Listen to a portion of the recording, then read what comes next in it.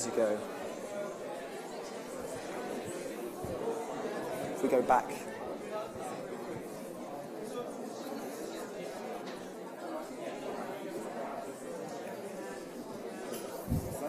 Go on, off you go.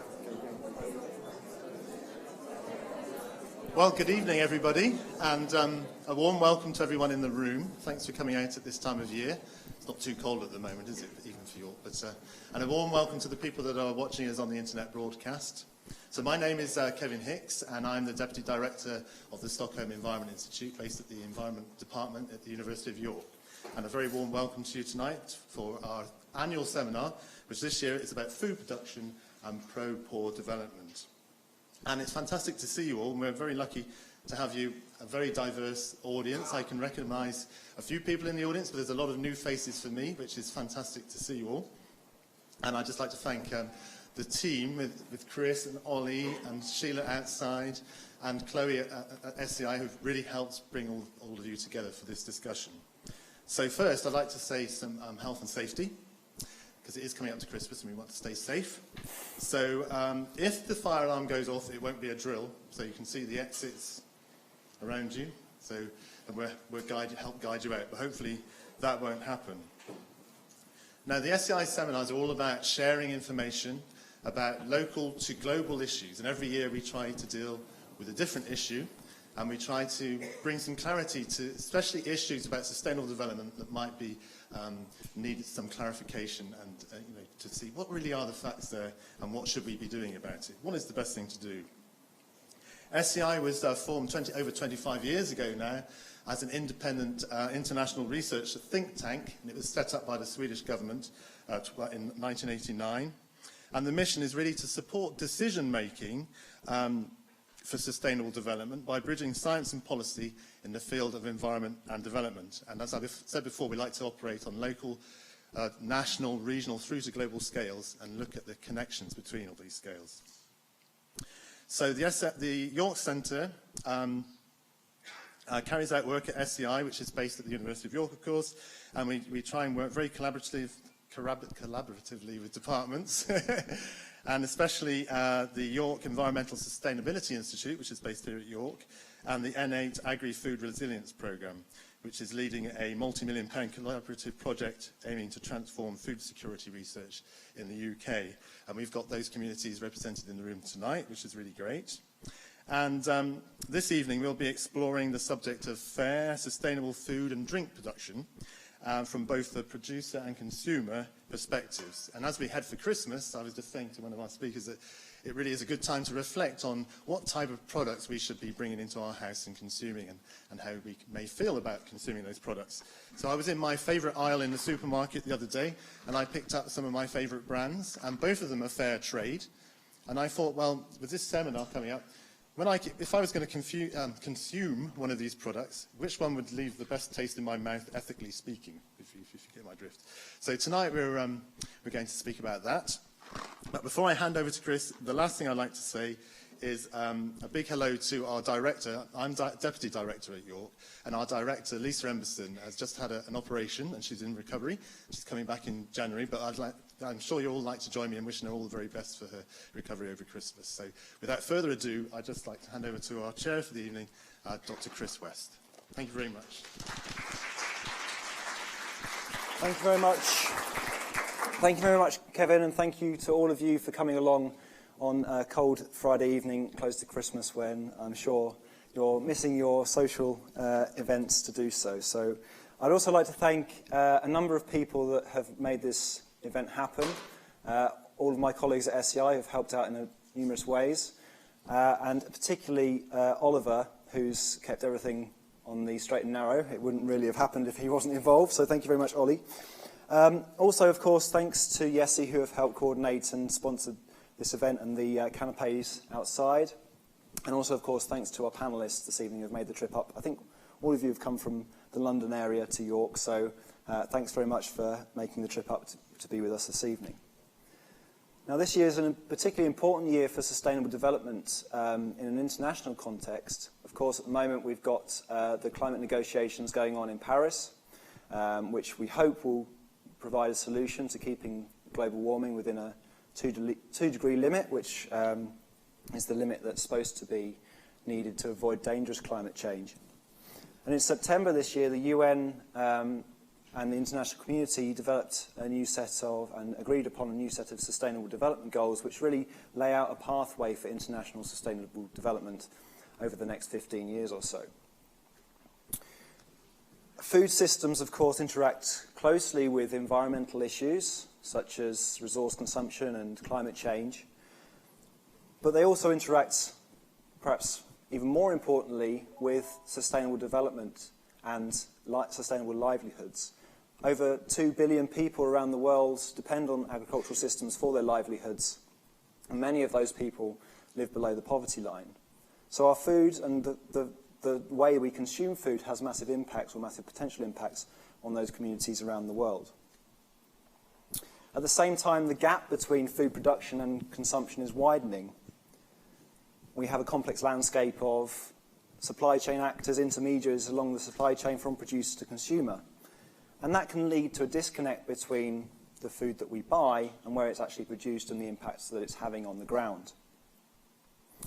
And that complexity often sits alongside confusion about whether supply chains are actually sustainable or ethical. So hopefully these are the sorts of things we'll be exploring this evening, trying to get a bit more clarity on the ethics of the food that we consume. But what needs to happen to bring us closer together, consumers and producers closer together? Are initiatives such as Fairtrade the way forward, and other certification schemes, or are better schemes and business models available? How do we encourage ethical products to become the norm rather than just a niche market? And how do we educate consumers about the need to consume ethical and sustainable food? Because of the makeup of this panel to some degree, and also because it is the most recognised ethical trade label, we'll probably be talking a little bit about the fair trade certification mark this evening. For context, fair trade provides a minimum baseline price for commodities, providing farmers some security against price volatility in markets. It also requires a cooperative system, so farmers have to come together as a collective, which is designed to allow small farmers better access to global markets and encourages more democratic representation. The fair trade model also includes a social premium, which is paid above the market rate of the coffee, which is supposed to be reinvested in social and environmental projects within the communities themselves. But does this all work in practice to alleviate poverty? Hopefully we'll find out a little bit more about that with the experts that we have on the panel. Just a bit on the format this evening. In a minute I'm going to invite the panellists to give a short presentation, to give some background to themselves and also their organisations. You will have noticed that we have one panellist appearing virtually this evening, so hopefully the technology will hold up, and thank you very much to the AV team for making all that possible. Following those presentations, I will chair two discussion parts to this evening. The first will concentrate primarily on the producer side of this producer-consumer equation, so developing producer livelihoods through our business models. The second half will focus more on the consumption side, so things like labelling and encouraging us as consumers to consume more fairly. And at the end of each discussion section, I'll be taking all questions from the audience. So if you could think about questions as we go along, that would be fantastic, and also think, do they fit into the more production-orientated side or the consumption-orientated side, and we can split those appropriately. You'll also notice we have a hashtag for all of those on social media, so if you want to use that to discuss elements of the seminar this evening, please do. So without further ado, I will go to our first speaker, Amalie Bunter, who is responsible for ethical sourcing at Waitrose.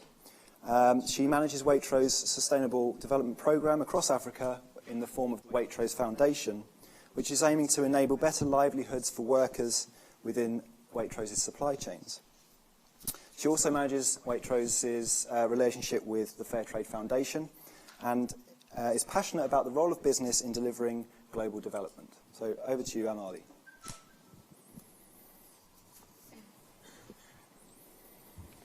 Well, Thank you very much for having me here this evening.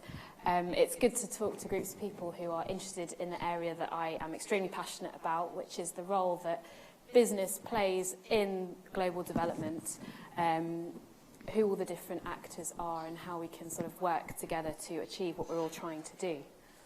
So I'm just going to start by telling you a little bit about the business I work for. Do we have many Waitrose shoppers in the audience? A few hands. Good. So Waitrose is one of the UK's retailers. We're positioned at the top end of the market. Our customers come to us because they want to buy high quality products. They're probably willing to pay a little bit more than those who will go to Tesco's, Asda, Lidl, you know all the places. And we have a range of stores. We have about 350 stores in the country. We've got a growing online business. And increasingly smaller stores as well. People are doing a lot of their shopping in small shops at the end of the day and not doing the big basket shops that we traditionally did. But we are a lot more than just a food retailer. We are connected into a range of different things that are going on in the world at the moment. And this is a slide that I've taken from a Professor Beddington, who Waitrose works very closely with, to understand the broader challenges that we're facing. So if I look at some of these, climate change, every producer who supplies into Waitrose is being affected by climate change at the moment. Our farmers are changing their practices to make sure their crops are adapting to changing rainfall patterns, warmer temperatures, and so on. Urbanization in South Africa, a lot of the young people who we've historically employed are moving to the cities. Farming's not the sexy profession that I'm not sure if it ever has been, but increasingly people are leaving farming to go to the cities. But the area that I think we're going to focus on today is poverty alleviation. But I think it's important to recognise that the area of poverty and addressing poverty is just one in a range of different factors. And I would ask you to try and start prioritising these things, but it's an impossible task, and I won't have anything else to say. So if I'm just going to give you an insight into my daily, my job, basically. This is one product that we sell, grapes. We sell them throughout the year because customers want to be able to buy grapes at every part of the year. But if we look at the supply chain, it changes as the year goes on. It follows the sun. It's a seasonal product, so we can't take it from one place for the whole year. It starts in Egypt in June, moves to Spain, then on to Italy, on to Greece. We then move around to Brazil and Peru, to South Africa, to Chile, and then back to Egypt. And that's one product during the year. Now, what does that mean? That means that in every one of those countries, we're working with a different producer, a different group of smallholder growers. It means we're working with different people from different backgrounds, different economies, different governments, all who have different requirements for how labour is run. But if you're a customer and you come into a Waitrose store, you're just picking up a punnet of grapes. And I'd like to ask the question, how many people would really understand that supply chain and the different people that are implicated by it? And if something goes wrong at any point in that supply chain, we have to understand what's going on. We have to understand where that product's coming from. Another thing that's quite interesting in sort of exploring what it means working with supply chains is the different levels and different tiers that we're working with. So Waitrose, this is an example of fresh produce. Waitrose works directly with 65 suppliers who supply us with the high quality products our customers want to eat. But if you go to the next level, we're looking at 2,200 growers who grow those products to give to those suppliers who package them to provide them to us. And this is just in the fresh produce supply chain.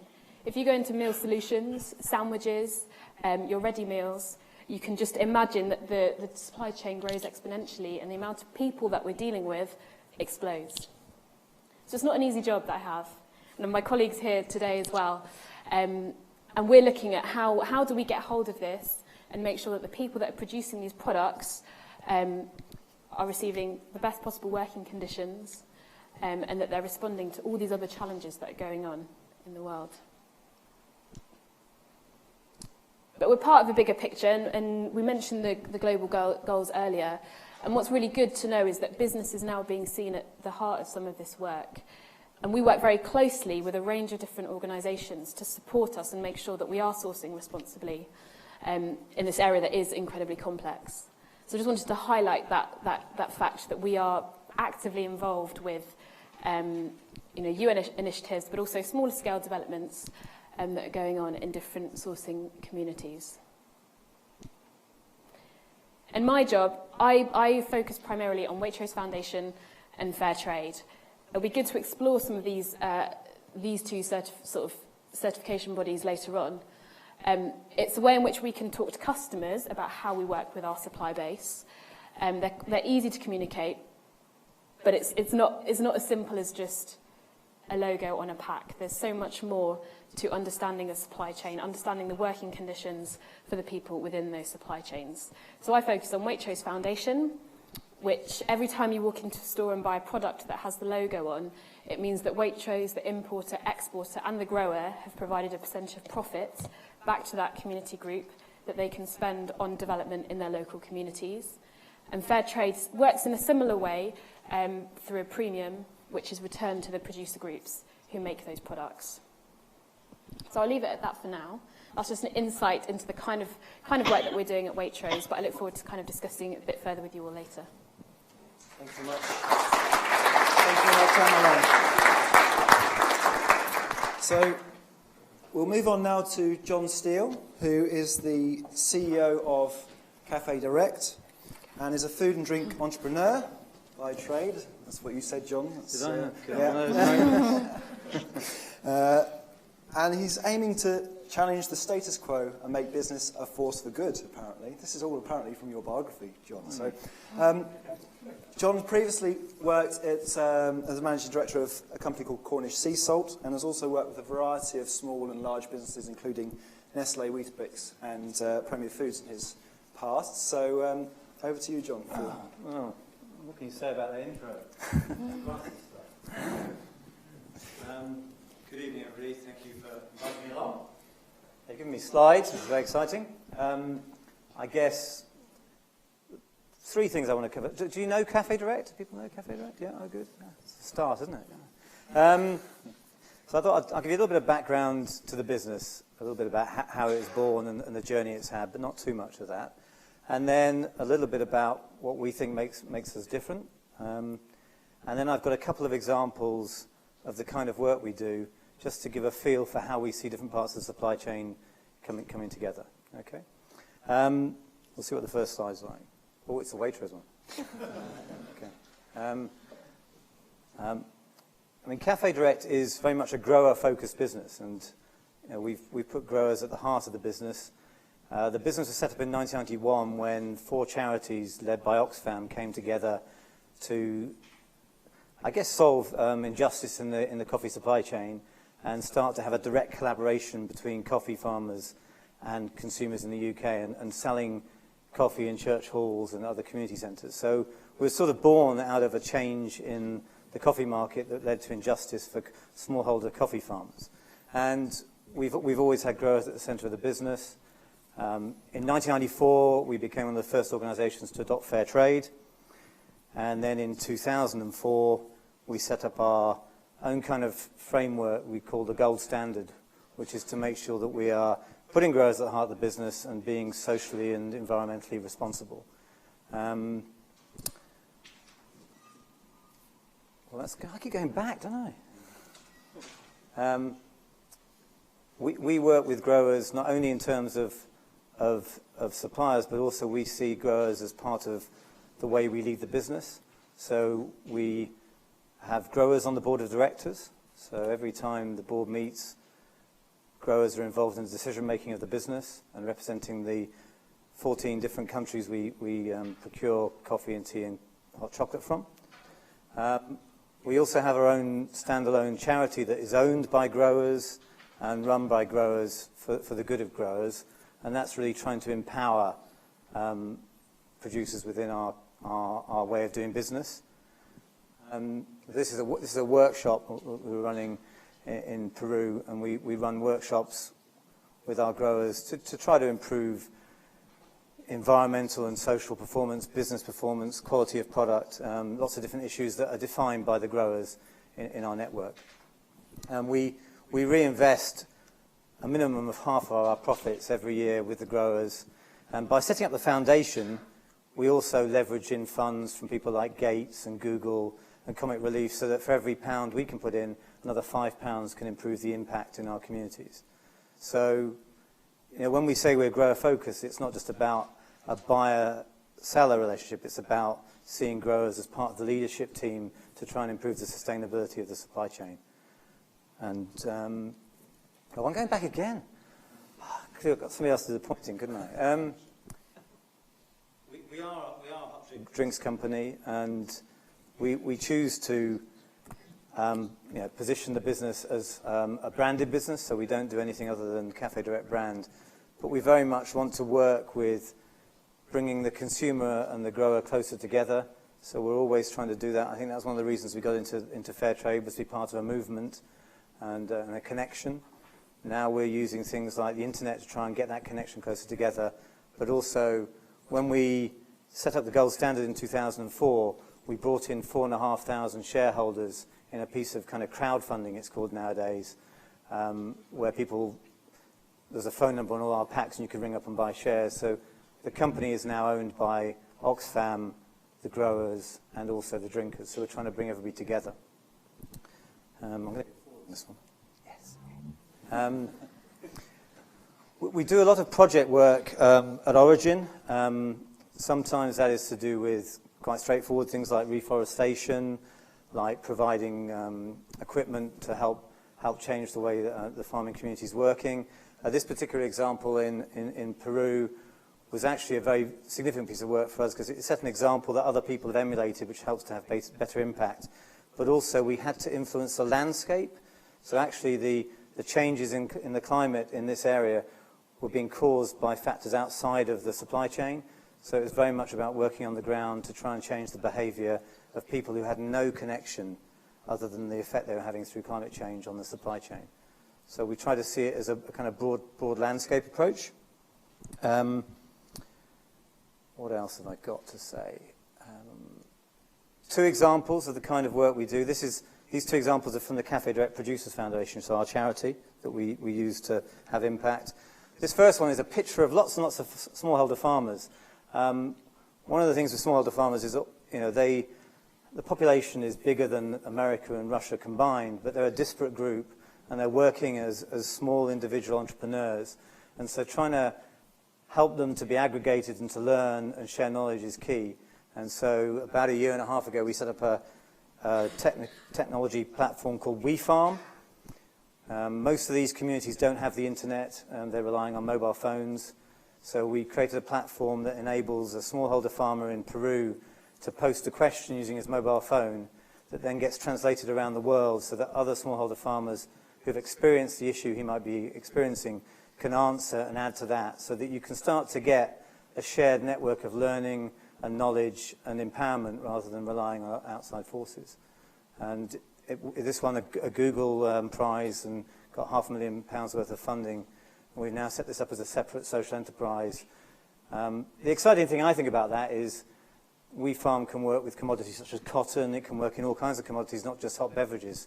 So we're trying to help improve the sustainability of the world beyond our own commodity groups. So that's one quite big example that everybody was very excited about. This next example is a little video. It's about 2.5 minutes, so I'll run over.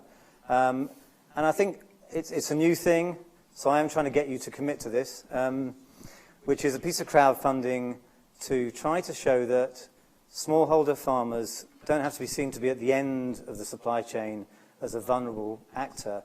They can be seen as part of the leadership and change that we can all make, and that they have innovation that they can help us apply elsewhere. Let's see if this video works.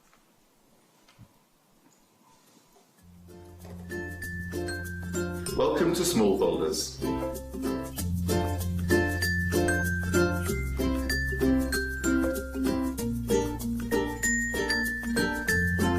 Small folders are urban gardening products inspired by smallholder farmers and their solutions to farming challenges. These products offer simple, affordable ways to bring the magic of nature into your home, as well as bring benefits to smallholder farmers across Africa and Latin America.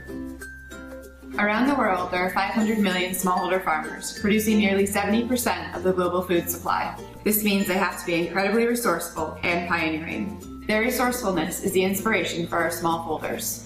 We are the Cafe Direct Waitrose Foundation, and we work with a network of 280,000 smallholder farmers across the world. Last year, we held our first innovation marketplace in Nairobi, Kenya, that brought together farmers in our network to share pioneering grassroots solutions to farming challenges. Their solutions are low cost and can be easily adapted by fellow farmers to help improve their livelihoods.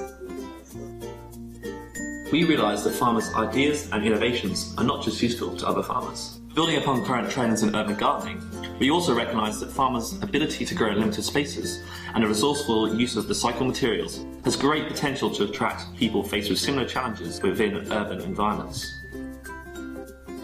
By collaborating with London-based product designers, we took farmers' inspiring ideas and have developed a vertical garden where you can grow delicious herbs and plants, even in limited spaces.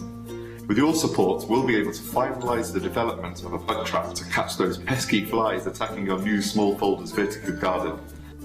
We will also develop a beehive that will allow you to give a home to urban bees. When Cafe Direct Waitrose Foundation asked us to develop a range of products that had been designed by smallholder farmers, we were really excited about the opportunity to bring these products and ideas to a new audience. We initially developed a 3D printed prototype of the vertical garden. We took the farmer's original sketch and worked towards realising this fantastic idea, but we soon realised that it wasn't just about the products themselves. There was so much more value to this unique development programme, including the farmer's expertise. We thought it would be fantastic to produce a fun series of packs full of useful tips and knowledge from the farmers themselves that could be put to great use in an urban setting. We wanted to include a simple version of each product that allowed you to get hands-on and try all these amazing ideas for yourself.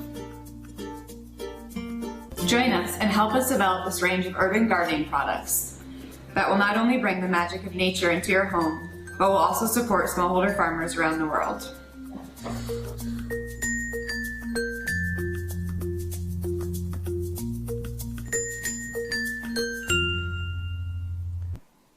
So that was just to try and give you a feel for the way we see things and the way we're trying to change and challenge things.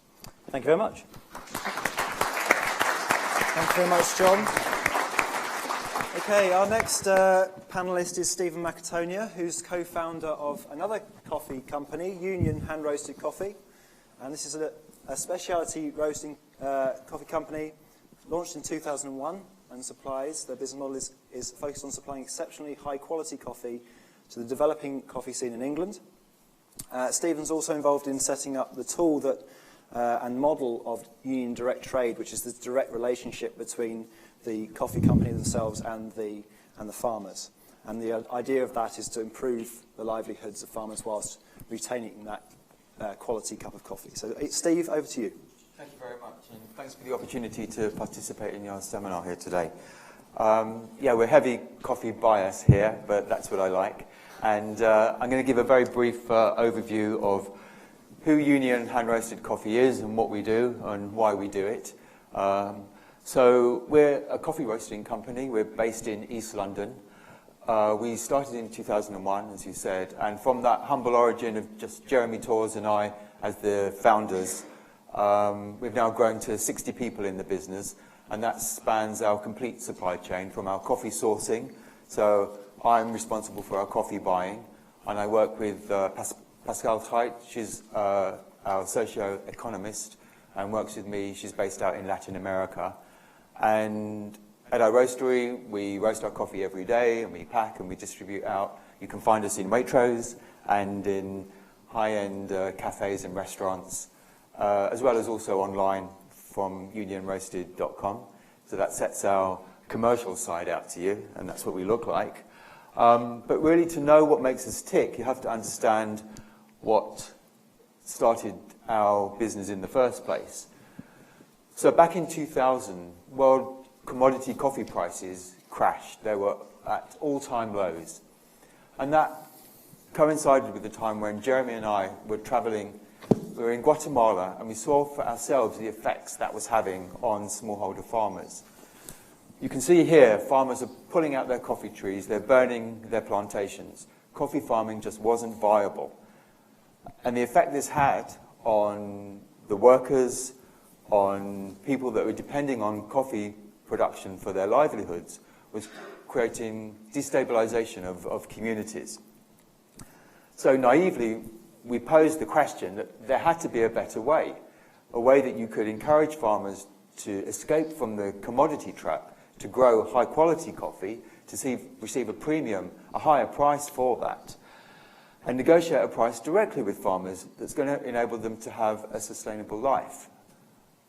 And that was our preset question, and then now, 15 years later, I can give you an overview of where the business is and how we've developed that.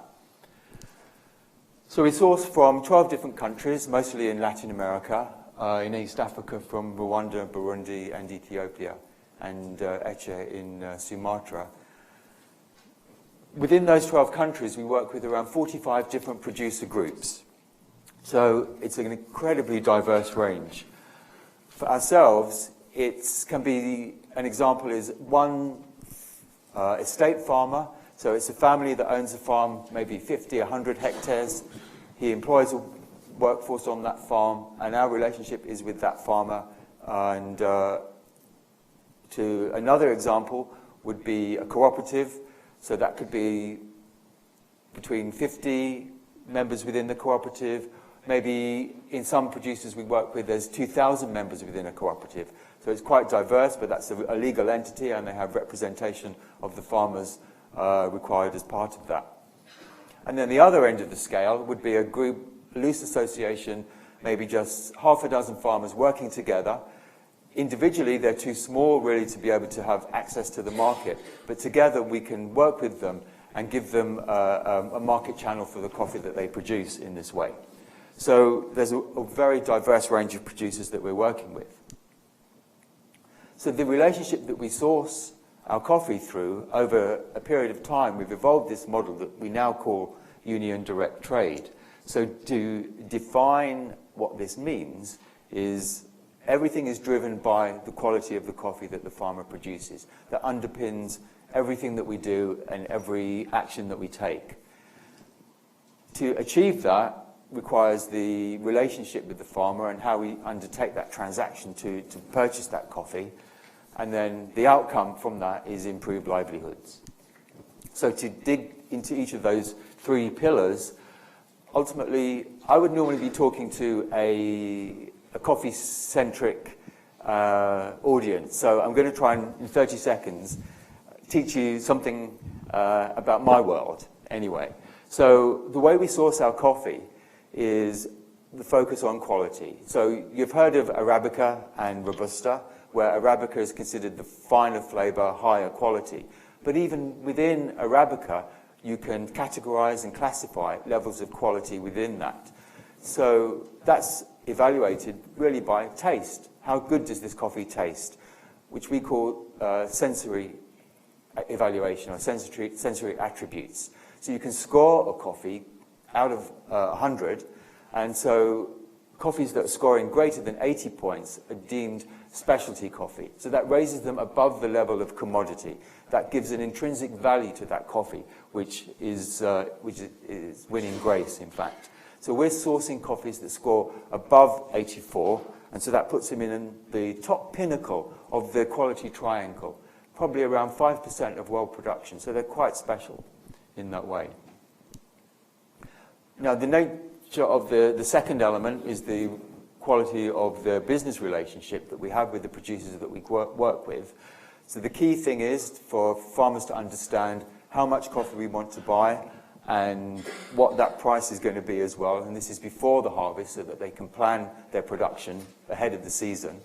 We set a minimum price guarantee, so our baseline price would be at least 25% above the Fairtrade minimum price, but we pay significant quality premiums above that, so it is significantly higher.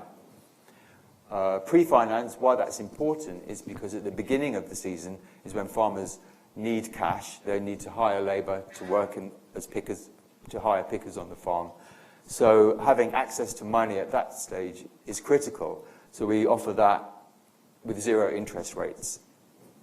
And the transparency and traceability are key so that we can know and understand the farmers that are contributing to the lot that we're sourcing.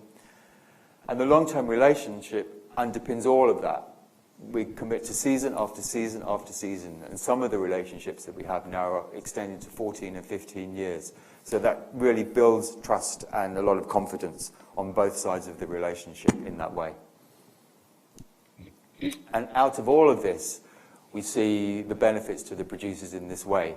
And when we talk about sustainability, most consumers would really think of environmental aspects, maybe water or rainforest elements. But for ourselves, the key really is the human factor. So our hierarchy of sustainability is really to ensure that people's livelihoods, in terms of they can afford to eat well, they can have 3 good meals a day, they can send their kids to school, they can build secure housing. That's fundamentally where it has to start, and that, in many instances, is where we've had to begin. Once you've achieved that, then they can start to look at other aspects and move through the hierarchy there, and then start to look at the environment that they live in and see how they can improve and mitigate any impact they're having with the way they work. And so, fundamentally, it's all about price, so that if a producer is receiving a price that enables them to cover their cost of production, then invest in their farm, invest in their families, and then ultimately see how they can include the cost of wider sustainability issues there. So that's an overview of union direct trade, really, and how we work. I have one final slide, but I think I might save that for another time. Thank you very much.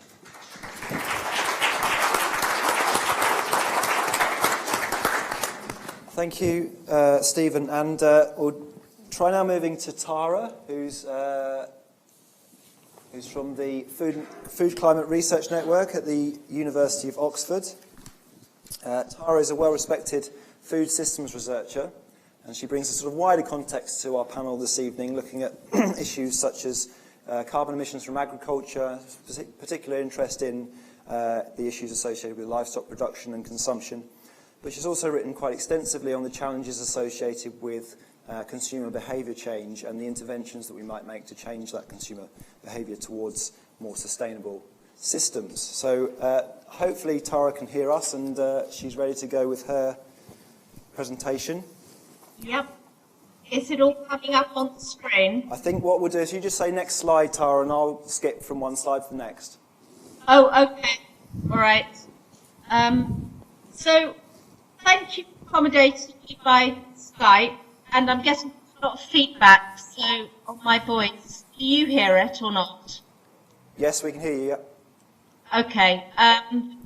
So I'm just going to sort of present a bit of a big picture overview and start by saying a little bit about the Food Climate Research Network and really how the thinking and work of the Food Research Network has evolved over time in a way that I guess is representative of the evolution of the thinking of the food community in general. So slide 2, please. The Food Climate Research Network's aim is to foster informed dialogue and critical thinking, because I think we need that if we're going to build mutual understanding and collective action on food systems. It takes a very integrative approach, and what it tries to do is undertake its own work. It's very interdisciplinary, taking a systems approach to looking at different dimensions of food systems and the challenges in sustainability. And it's also about communicating the work of other people. It tries to provide real and virtual spaces for stakeholders to share knowledge and perspectives. And it's about brokering dialogues among people who have very different perspectives, or who have very different, either who disagree or come at it from a particular angle. So, you know, my goal is overridingly animal welfare, and somebody else is, another person would say, well, my goal is overridingly human nutrition, and someone else will say it's about social justice or fair trade. How do these all fit together? Slide 3, please. So that's the kind of the big picture, and Amalie has already, a colleague of John Beddington, a colleague of mine actually, she used that slide which showed all the different facets of challenges that we need to be thinking about. And so we have the fact that the food system as a whole contributes to about 30% of global greenhouse gas emissions. It uses about 70% of all irrigation water worldwide, which is a big issue when you think about the fact that we're getting growing demands from lots of other sectors as well, urbanization, industry, and so forth. It's the main driver of deforestation, land degradation, desertification. So these are resource constraints that you could argue are non-negotiables as we go into the future, because we're not going to be building any new planets anytime soon.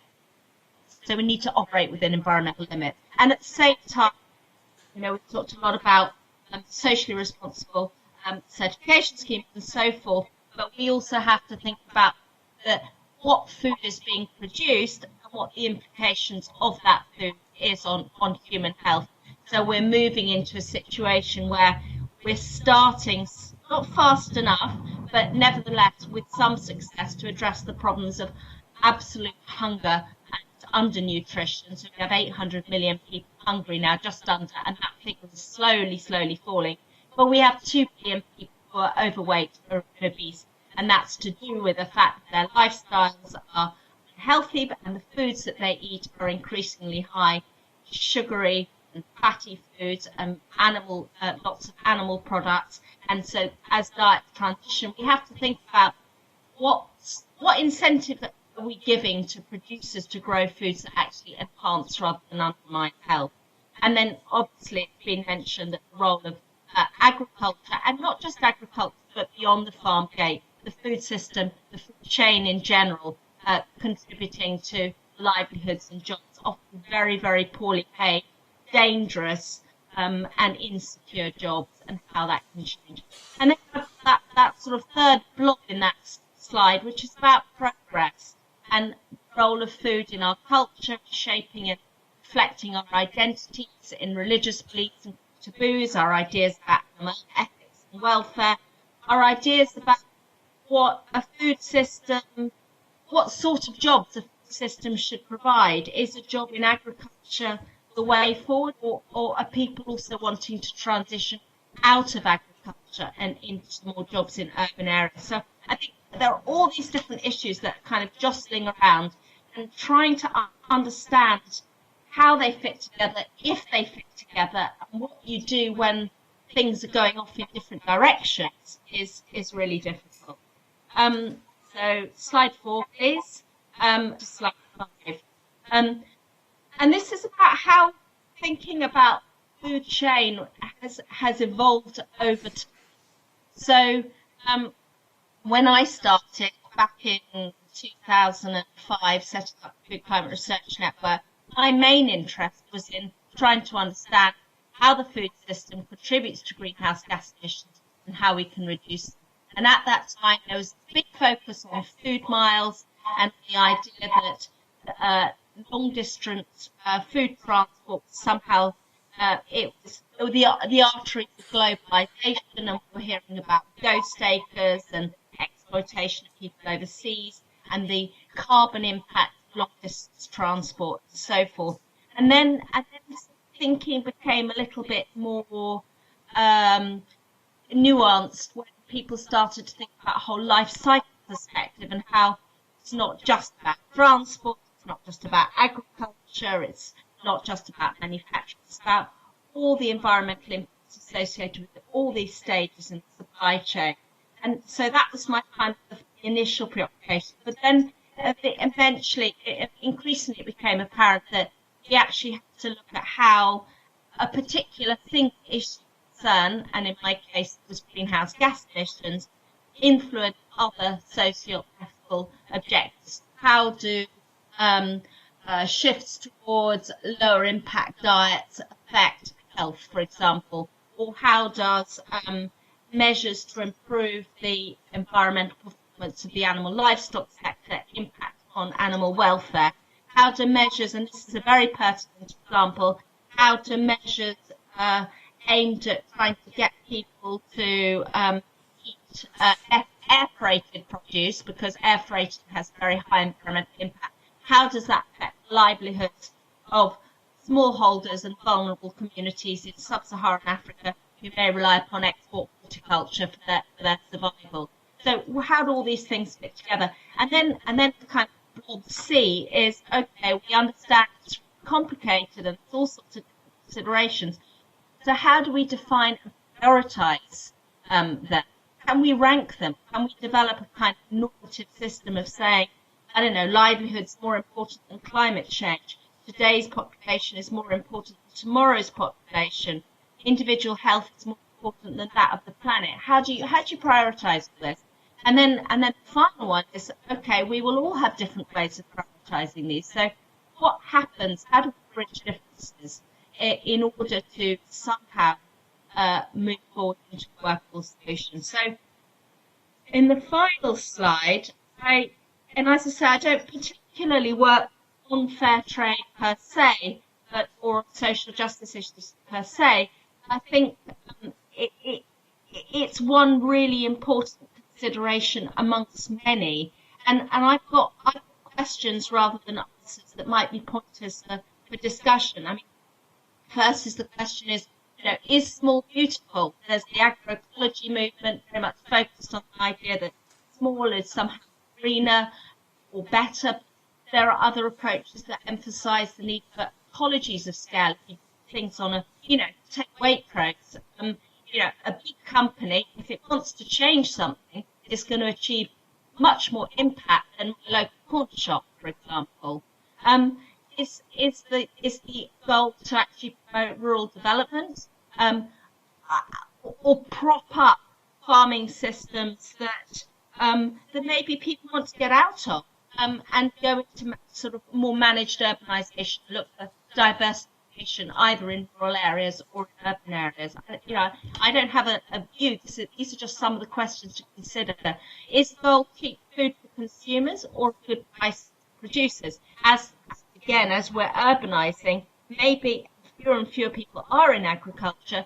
Maybe the actually priority is cheap food. Is certification the way forward, or should we just say the market will find its level and that will push away the inefficient smallholders, move towards a different model? Again, so another way of looking at is the answer globalization, or is it food sovereignty, or is that too simplistic a dichotomy?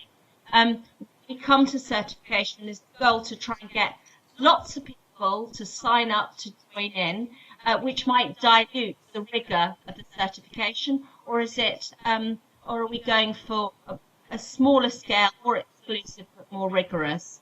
Are fairer systems greener?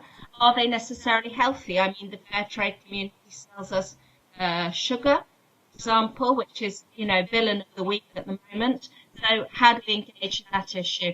And then there's the whole labelling thing aimed at consumers. We've got fair trade, we've got Rainforest Alliance, we've got organic, we've got leaf mark, we've had attempts at footprinting schemes, we've got the sustainable palm oil scheme, we've got Freedom Food, which is animal welfare, we've got an air freight logo that M&S does, we've got vegetarian, we've got vegan, and that's before you even start with the nutrition labelling, traffic light schemes and all the rest of it. So how on earth are consumers going to engage in all this? And then should consumers be dumped with that responsibility?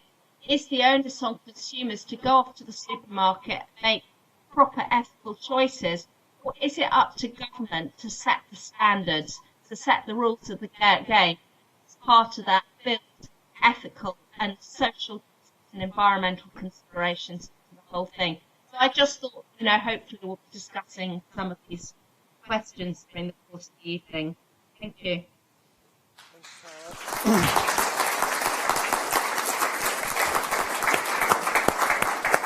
So we'll move to the discussion part of this evening. As I said, I'll kick off and then we'll take some questions from the audience. I'm sure There have been a number of questions raised from those presentations, or hopefully there have been anyway. I want to start with John. Sorry, John. You mentioned that Cafe Direct obviously set up quite early on in comparison with some other companies, but you joined the Fairtrade movement in quite its early years. Mm-hmm. What was the motivation from doing it? You mentioned the sort of the collective voice that had. Is that one of the big things that foundations such as Fairtrade can bring to this debate? I think in 1994 we were a young entrepreneurial pioneer and very much a campaigning organisation, and Fairtrade was the beginning of a campaign that has helped change the landscape probably beyond all compare. So I can see why we did it, and I think we've stuck through a lot of change in the movement, and sometimes that's got a lot of agony and pain for it. I mean, somebody earlier on put a packet of Maltesers and a packet of Divine in the air, and I think if Sophie, who runs Divine, had been there, she'd have rugby tackled him.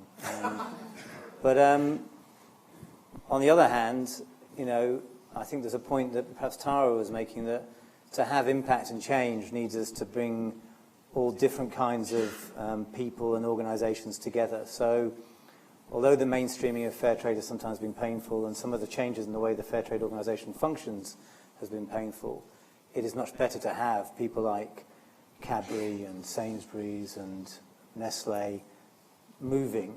I think for the pioneers and the purists, the frustration is we want to see you move further.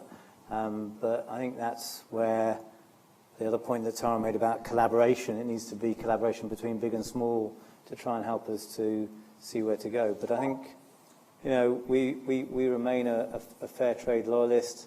I've done this job for about 3.5 years, and I choose to be part of Fairtrade because I believe that I can have more impact by trying to change the way Fairtrade functions to make it do good in the next 20 years and change the model beyond certification than by leaving it alone. So I think it is about trying to have a broader influence than my small turnover. So. Could you just elaborate a little bit more about what Fairtrade is trying to do for producers? So the minimum price that it pays has been mentioned. How does that actually operate, and what's it supposed to achieve?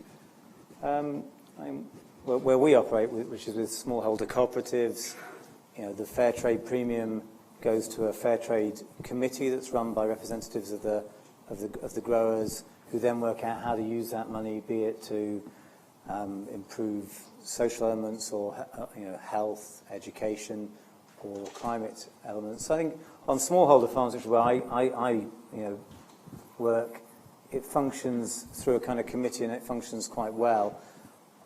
There's a lot of discussion about on larger plantations and effectively kind of corporations where the impact is perhaps not getting as far as it wants to. I don't have experience of that because I don't deal with that, but there's quite a lot of controversy in different parts of the world. I think the thing to do is to try to work out how we keep raising the bar and dealing with those issues. I don't think Fairtrade it's not one answer. It's one part of trying to make a big difference in the way we do business, and I think it's achieved a huge amount. And I think with a bit of encouragement, I think it can do a huge amount more to help change the way business is. But I wouldn't say any of the certification schemes are perfect, and sometimes it frustrates me like heck that you've got all these different expressions of how to do business, because I think it is very confusing and makes it very hard to see which businesses are doing good and which ones are not. So, anyway, there you go. Amalie, could you tell us a little bit more about the Waitrose work of the Waitrose Foundation and what it's hoping to achieve in I think, predominantly Africa? It's where you work. So. Yeah. So the Waitrose Foundation was set up 10 years ago. And it's very interesting, my role at the moment, working with Fairtrade and the Waitrose Foundation, which are two models trying to do the same sort of thing, which is about supporting producer communities who are making products that's supplying global demand. The Waitrose Foundation is different in the sense that it doesn't have a minimum price attached to it like the Fairtrade scheme does, and it's a different setup for returning funds back to the producer group. But essentially what we're trying to do is build a strong business for Waitrose, but also for its supply partners, so our importers, our exporters, and also our growers. And if you can develop strong communities that underpin your supply chains, you're in a position where you can be comfortable that you've got a long-term business ahead of you. Interesting. I think it's interesting comparing these two models, because I think Fairtrade has obviously got a huge consumer following. I mean, I think 97% of our customers recognise the Fairtrade mark. We don't have the same kind of penetration with our Waitrose Foundation logo, and there is some real strength in that branding that Fairtrade has managed to achieve. And our customers expect us to have Fairtrade products on the shelves. And if we don't, we get quite actively challenged as to why we don't have that. I mean, our customers can be quite hard work at times, which is good. It doesn't make my job particularly easy. But I think there are two different ways that you can look at this. I think a certification scheme is one way. Waitrose Foundation is more embedded within how we act as a business. So if you want to supply into Waitrose, you have to be part of this foundation, in particular supply chains. You have to be committed to the producer groups who are growing those products, because it's an ethos, it's how we trade as a business. Thank you. I just want to move to a few criticisms of the Fairtrade movement that have been relatively vocal, and some individuals will be relatively vocal about some of those criticisms, not so much on the overall mission of Fairtrade, but maybe how it's sold to consumers, and also whether it actually does deliver an improvement to livelihoods. So a couple of things here that criticisms that the Fairtrade premiums are paid to the cooperatives rather than the farmers themselves. The price premium potentially encourages production where actually the land might be marginal for that particular commodity, and they'd be better off growing something else and moving into another industry even. That even Fairtrade, by its nature of encouraging sort of smallholders, farming is actually trapping producers into a sort of low-skill, low-technology paradigm. And also that because they're guaranteed a minimum price, that doesn't necessarily correspond with quality. It's something that Stephen's obviously passionate about, the quality of the product. If you're getting a set price for something, well, you may as well go and sell your cheap stuff on that level and sell your more expensive and higher quality stuff for the market price that you get for that commodity. Stephen, were any of those criticisms a driver in you not aligning your company particularly with the Fairtrade mark, or are there other reasons for you adopting a different model? No, they do resonate, and they did have a big influence in our decision.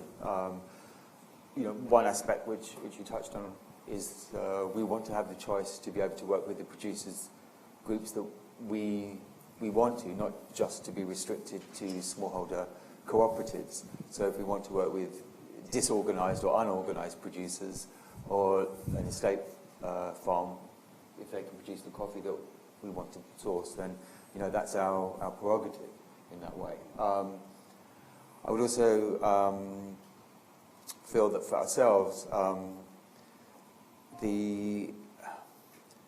there is controversy on the benefit of fair trade. I think even the literature is ambiguous on that. You can see good reports and bad reports. And from our own experience, we do have relationships with producers who are certified as fair trade, and they have prospered extremely well, and they've done good work, and they're thriving. But likewise, we work with producer groups, cooperatives who have chosen deliberately not to be certified as fair trade, and also have prospered extremely well as well. So for ourselves, we feel the driver has to be about production of quality, and we also question whether the minimum price set for fair trade actually allows producers to cover their cost of production. The analysis that we've done would indicate that is quite marginal. So even as the fair trade minimum price isn't sufficient. Okay. Thank you, Stephen. Tara, I mean, in terms of the things that you were talking about, the bigger picture here, I mean, we've got panellists, 2 coffee producers, one of which is a very high-end coffee producer. Now, coffee is a product that everybody enjoys, but you mentioned in your presentation that actually, is it a necessity, or essentially, is it a necessity? Should we be worrying about the things that are actually important for our nutrition and also the livelihoods of the producers themselves in terms of developing local markets there? Does this sort of model of sort of a Western-led mark based around high-quality premium goods have a place within the wider sustainable development agenda? I mean, personally, I think yes. But I think that it's also important to have a conversation with people who, have a very, very different perspective on this. I mean, I work a lot with people who come from the perspective that we need to pay more for our food, that there is somehow a kind of inherent benefit of having a relatively large and thriving workforce on the land, that somehow having a strong connection with the land links us to the environment, that these are worthwhile, meaningful jobs. And yet there are also people who come from a completely different perspective who say, a lot of the people can't run away fast enough from their jobs in rural areas and want nothing better than to leave the field behind and move to the city, or who say, why should we be spending so much on our food? What is good food anyway?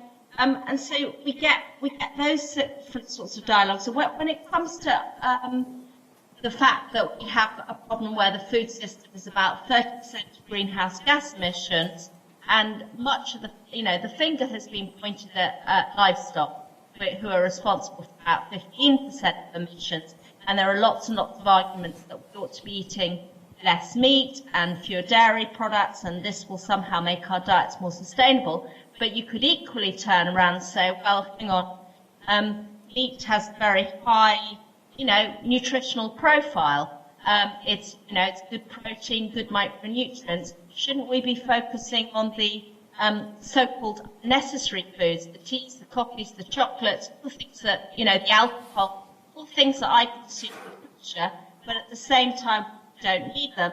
What happens if we focused on developing a nutrition, put nutrition at the core of our agricultural model? How would that change the landscape, and what would be the fall off in terms of jobs and livelihoods? I think that's part of a discussion, and I think we also need to say, well, hang on, food isn't just about nutrition, it's about pleasure, it's about all sorts of other things, and there are economic considerations really important, and smallholders are here to stay, at least for the short and medium term. So we need to ensure that their livelihoods are as good, decent as possible. So I think when we have these discussions, we also have to factor in what time scale are we talking about? Are we talking about dealing with the problems today, or anticipating how things might change in the future and preparing for them? Okay, thanks, Tara. I think I'll open up to questions now. Has anybody got any questions for our panel? Someone should volunteer first. Yes, we should have some roving microphones around. Thanks so much. I think one of the implications of what Union Coffee and what Waitrose have said, both being essentially niche marketers, is that people who live in this country on average incomes really cannot afford coffee or your goods or other goods, not just coffee, if it's made by people who work themselves with decent conditions. Would you agree with that? And maybe one of the implications is that actually we have to consume less. The people who survive on average incomes can choose to either have your niche expensive products or have less of other things. And if if they do consume less, of course, that's a bit of a problem for the expansion that is inherent in both of your enterprises. Do you agree with that?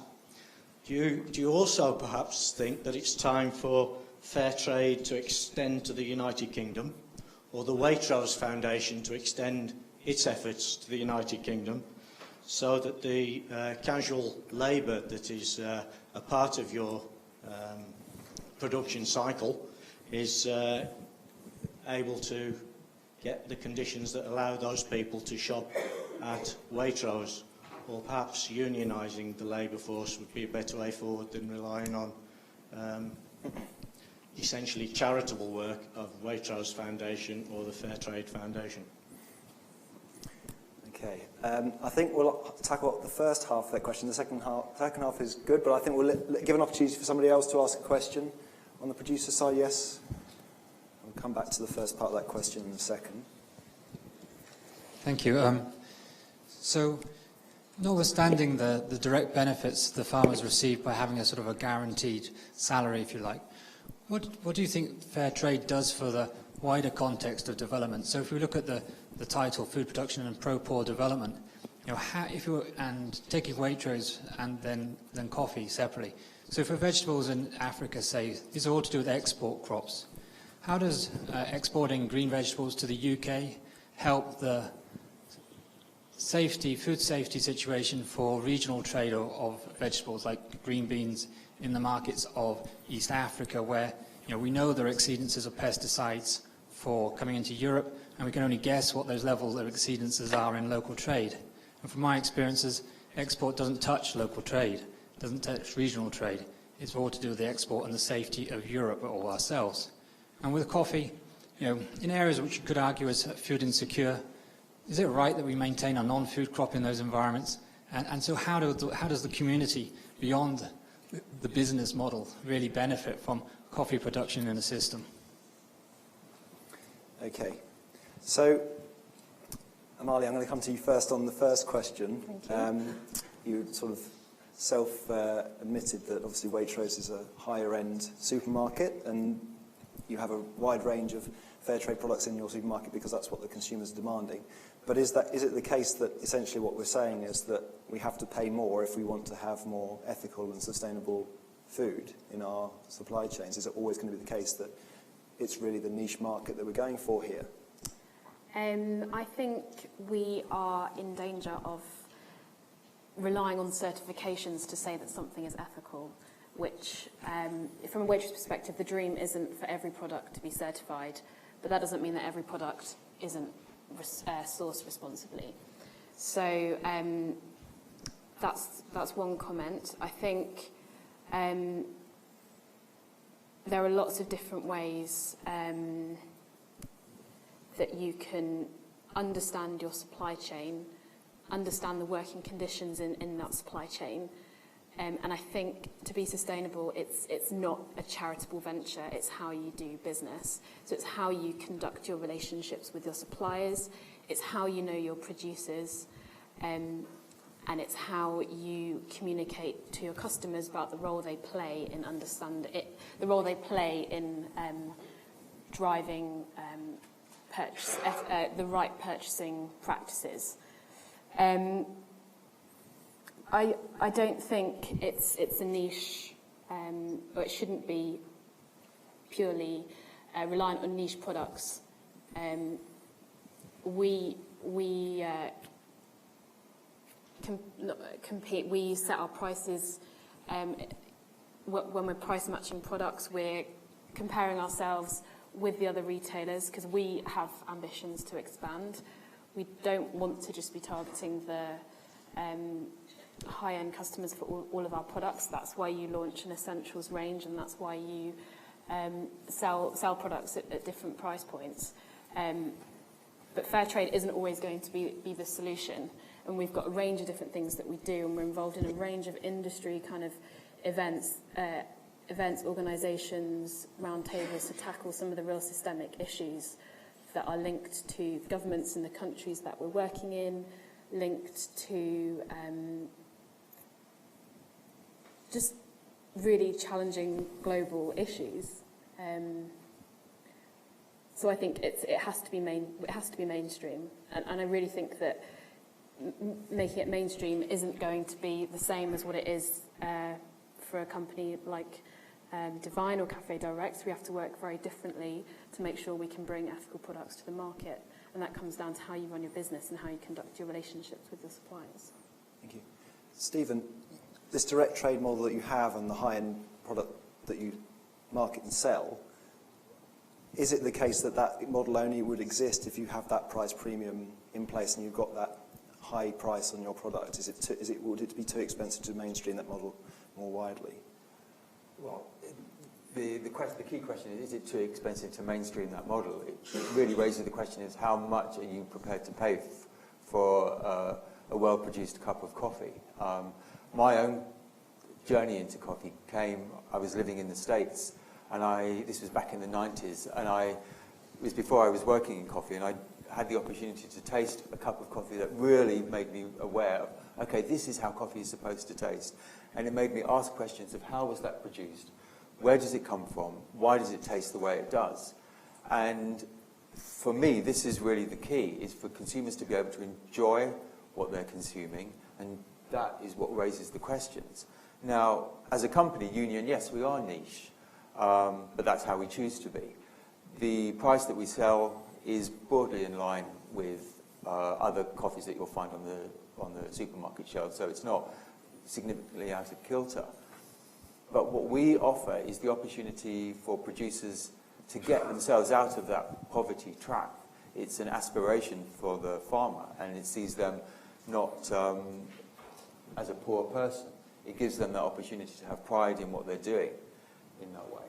And so that's what we really see as the fundamental, as the key thing. And then with the question on should they really be growing coffee in these regions? Should they be growing other crops? Well, largely, coffee is their only access to cash. They don't have that opportunity to grow other crops. It's going to bring them immediate cash in that way. So that raises a good point and links well to what I was going to ask Tara, which is, okay, the wider political context of all this in terms of historically coffee may have been the route to access for income, but does something fundamentally need to change there, Tara, in terms of the governance systems in those countries so that we can ensure that that isn't the only route to income and scaling the poverty ladder? Yeah, I mean, I think there needs to be a more collective consideration of what agriculture is supposed to be doing, what it's there for. Is it supposed to be providing income? Is it a way of life in a broader sense? Is it supposed to be just contributing to global trade and global profits? It seems to be doing at the moment. Is it supposed to be trying to deliver optimum nutrition at minimal environmental cost? And I think all these goals are, you could say, are legitimate goals for the food system. And I think we need to decide. I mean, I think my understanding of coffee, and I'm not an expert on the coffee market, but that there needs to be time taken for the trees to grow, to reap the rewards, and so on and so forth. And that's true of any tree crop. So you can't just pull out, and you can't just start up. All these decisions need to be staged and managed and taken over time.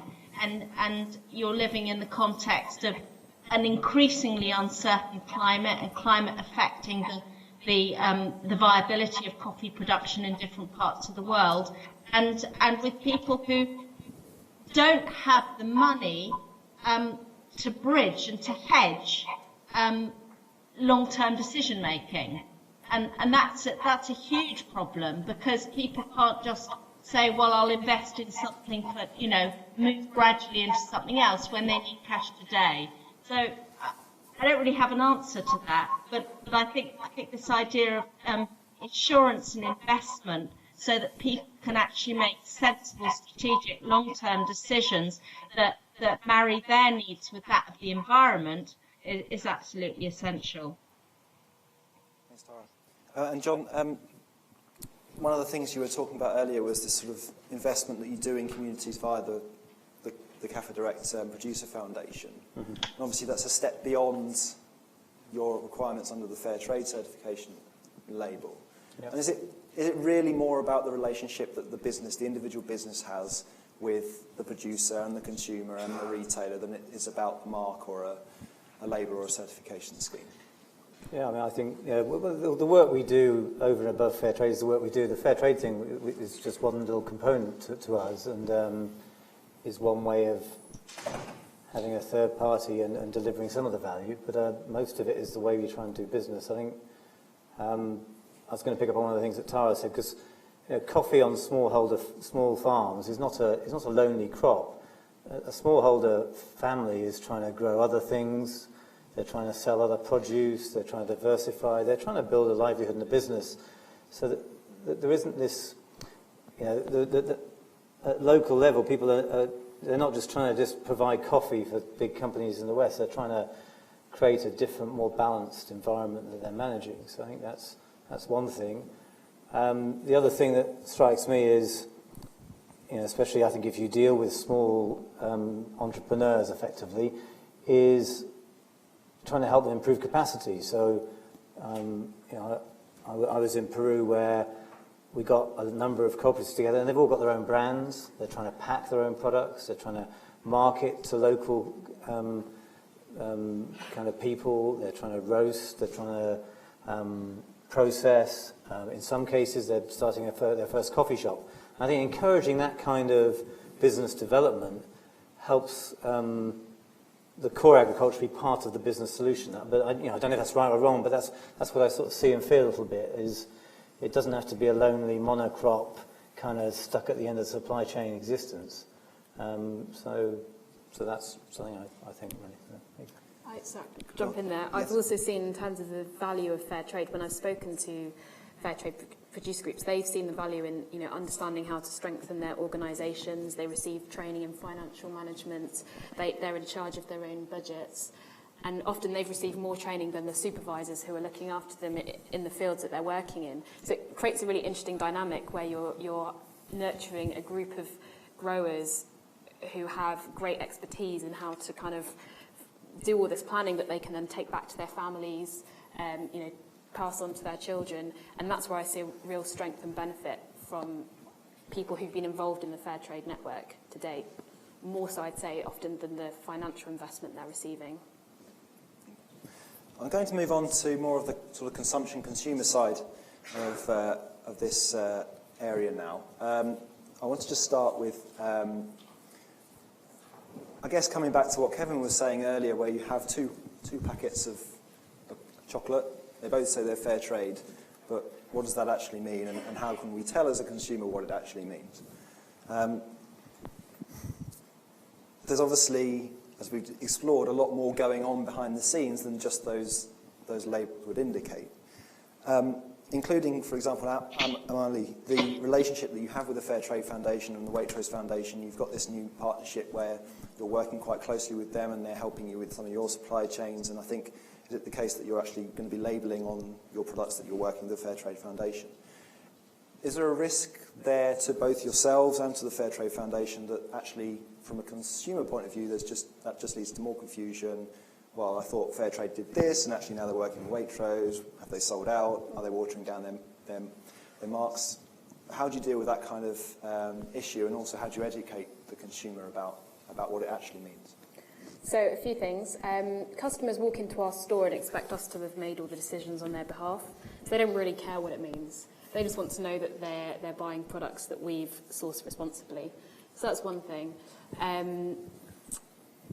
In terms of how we work with Fairtrade, I think we're in a really exciting time. I think Fairtrade is now moving beyond a position of just certifying products and actually understanding what we're trying to achieve here is impact for producers around the world, and not lots of different interventions and lots of different labels and things.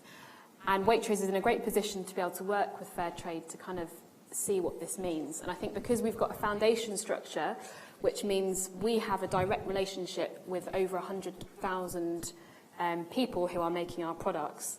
Fairtrade equally have extensive networks around the globe where we can really understand the challenges that producers are facing. There's great opportunity here to learn from each other. Now, Waitrose essentially is a business. We're not a development organisation. Fairtrade have come from campaigner roots and have a great experience in sort of setting up worker committees and supporting community-led development.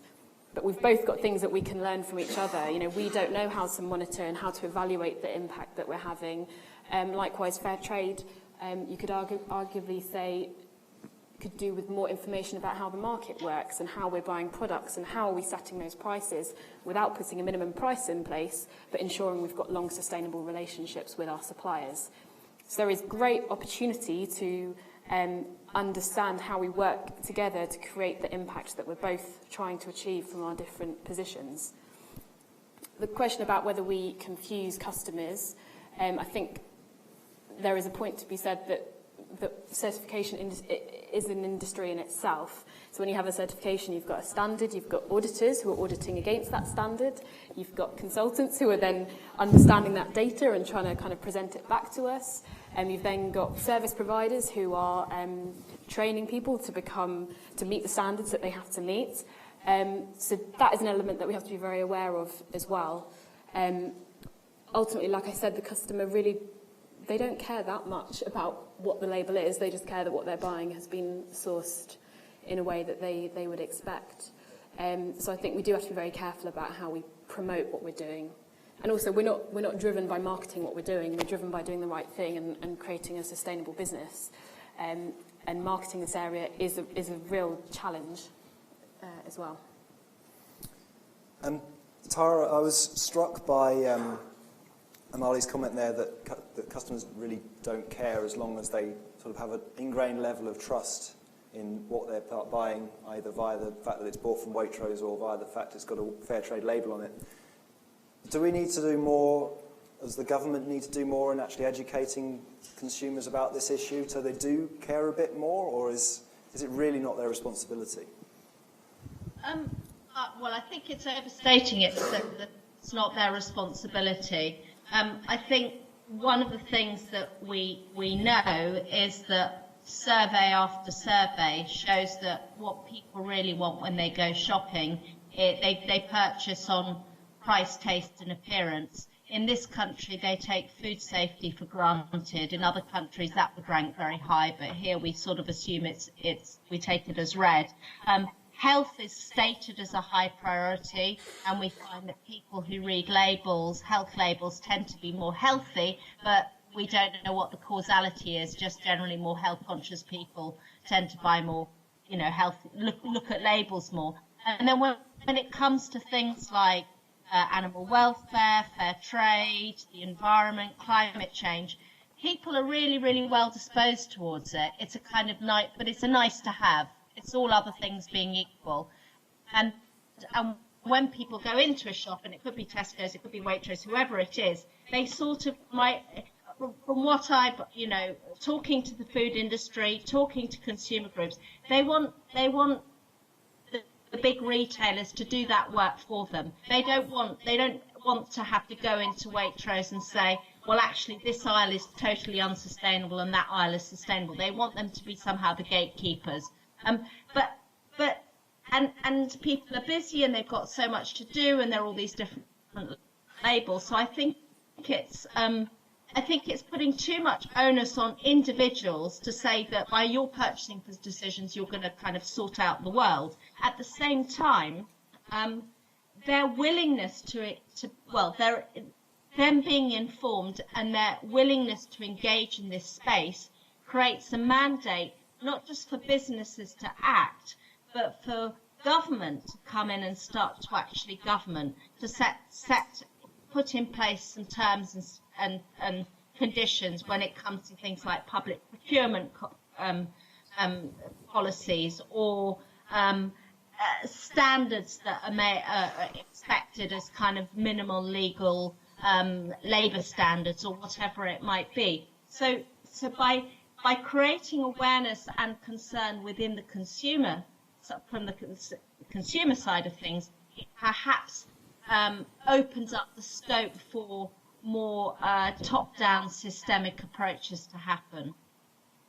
Thank you.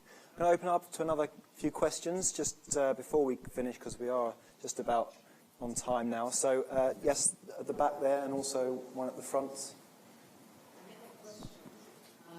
We've been discussing the issue of fair trade certifications and minimum price settings, and also the possibility that they might not actually be covering the costs of inputs and production, and as well as going further in providing a profit to the producers. And you've mentioned under the Waitrose Foundation that you're trying to work with more producers in providing them, and with the Fairtrade Foundation, to provide better prices to the producers. Is there, are you monitoring whether or not you're actually providing a profit to the producers, and how possibly, I'm directing this to Tara, how possibly this can feed into policy that can be used to engage in the fair trade certification process, so that it actually becomes fairer to the producers as well as to the consumers. And the question at the front there. Yeah, thank you. A couple of questions, I think. One is, are you all fair trade, are you all living wage employers at the very minimum? Because one of the things is about pro-poor development north and south, everywhere. And the people I've been working with, and Tara's been on the same commission as me, the Fabian Commission on Food and Poverty, know they'd like to buy fair trade, but they can't. And they're concerned about fair terms and working conditions, not just here, but for other people. So I think there's an issue about the whole way that food and people working throughout the food system globally tend to have poor working conditions and poorer terms. And maybe you'd like to do something like transparent pricing, so we know how much money, when you buy your product, goes back to the consumer, how much you take to run your business, how much that would actually be something that helps people understand what's going on and where the money goes. So there are things I think you could do that would help change the way people see food and what the money they're paying for the food does and who gets it. But if you're talking about poor development, you have to look at growing inequality and inequity and power relations that are in the food system.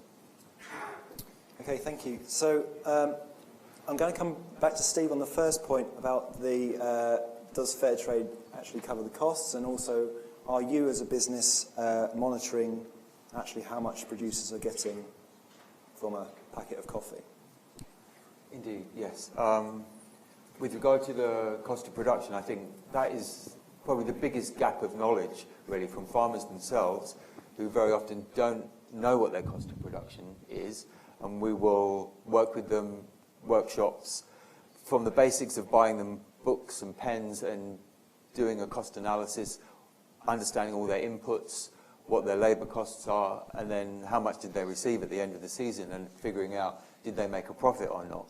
It's a very basic exercise, but it's the first time many of the farmers have undertaken this. And that helps to establish what their cost of production, and I would indeed say that fair trade minimum price in many cases doesn't achieve that. With regard to living wage, well, on both sides of the equation, with the producers that we're working with, we achieve a living wage for workers employed on the farm. So that would be most easy to monitor with estate farms who have contracts of employment.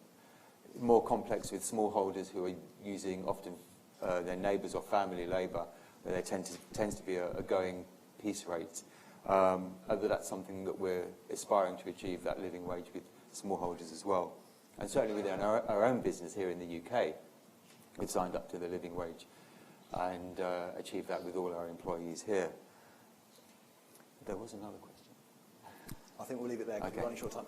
John, just to respond again to the question about the covering costs and also the transparency issue about where the money's going. Yeah, I think on the value chain analysis, I think we shouldn't be under any illusion. I mean, the value is taken by brand owners and retailers and a little bit goes to farmers. I don't think we should be under any illusion of that. We have developed countries with capital structures and wage expectations and living standards, and if you got into the analysis as you took the time, my instinct is you'll find where the value is, and trying to change that value is a very difficult and challenging thing to do. We looked at it on tea. I mean, tea is a bloody disaster.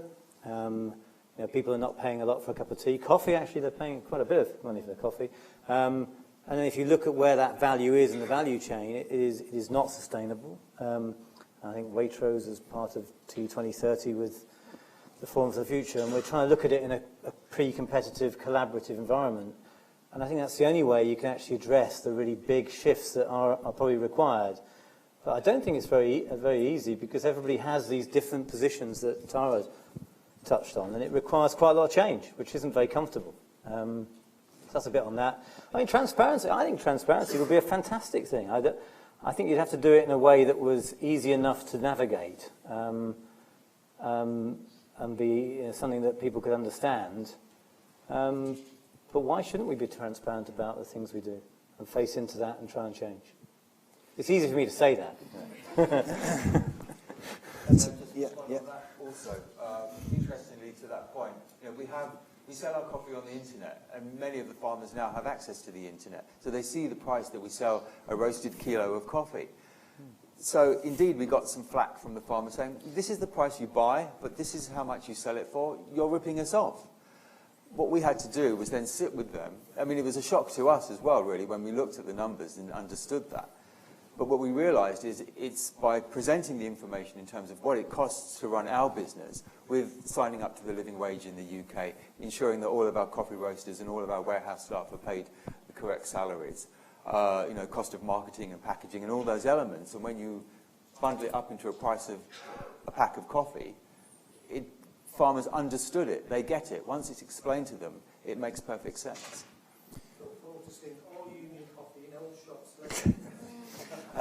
We don't endorse anybody at SEI, so we can't do that. Just to finally close then, just going to Amalie and Tara. Tara, should the government step in and make sure that companies are reporting transparently and providing this information? And Amalie, is that something that retailers will welcome? Yes, I think there is a need for greater transparency in reporting on a lot of things with companies. I mean, if you take the gatekeepers of consumption, not just the retailers, but the large caterers, there needs to be more transparency in the extent to which they're moving us towards or away from healthier and more sustainable eating patterns. And I think issues like Fairtrade are one of them, but the other is the extent to which we're eating diets that are increasingly resource and greenhouse gas intensive, and the extent to which we're eating diets that are ultimately contributing to the burden of non-communicable diseases and obesity. So I think companies, there needs to be some kind of holistic transparency reporting that covers a range of different indicators, of which things like fair trade in a non-branded way is just one. Amalie, is that something that would be welcomed if it was a mandatory thing across the board?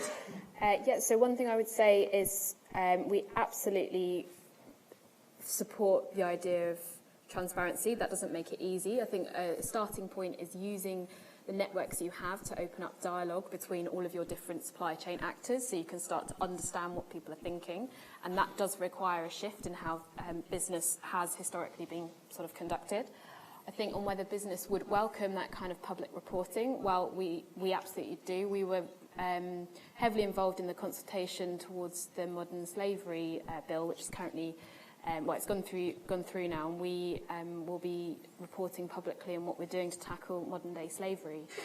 And when that was going through the process, it was actually the government who was saying, no, we don't want to put this pressure on businesses to do this, and it was the business community that was saying, no, we need this kind of level of transparency to help drive progress and really understand what our peers are doing and how we work to address real systemic issues such as modern-day slavery which is happening in the UK as well as overseas. So I think the more publicly we can talk about what we're doing in a safe environment where we've got consumers who can understand the challenges that business is facing, the better. Thank you. I think we have to leave it there, unfortunately, because I have kept you over time and will probably be chucked out of this room at any moment. Thank you again all for coming. Thank you to our panellists. Just give them a quick round of applause.